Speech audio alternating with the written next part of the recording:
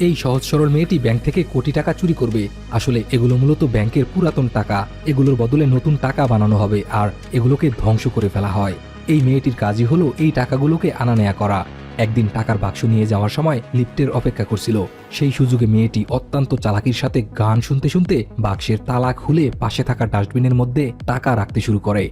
রুমের প্রত্যেক কোনায় কোনায় সিকিউরিটি ক্যামেরা থাকার পরেও কেউ ওই মেয়েটির চালাকি ধরতে পারে না। আসলে ডাস্টবিনটি বাক্সের আড়ালে থাকার কারণে ক্যামেরায় কিছুই ধরা পড়ে না। লিফট আসার আগ পর্যন্ত মেয়েটি ইচ্ছামতো টাকা চুরি করে খুব সুন্দরভাবে বাক্সের তালা আটকে দেয় আর এমন ভাবভঙ্গিমা করতে থাকে মনে হয় মনের সুখে গান শুনছে।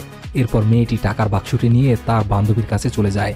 তার ইশারা পেতেই বাক্সের নকল তালা পাল্টে আসল তালা লাগিয়ে দেয়। এরপর তাদের তৃতীয় বান্ধবী ডাস্টবিন থেকে টাকাগুলো নিয়ে আসে। তারা তিনজনেই জামাকাপড়ের ভেতরে করে সবগুলো টাকা ব্যাংকের বাইরে নিয়ে যায়। এখন তাদের জীবনে টাকা পয়সার কোনো অভাব নেই।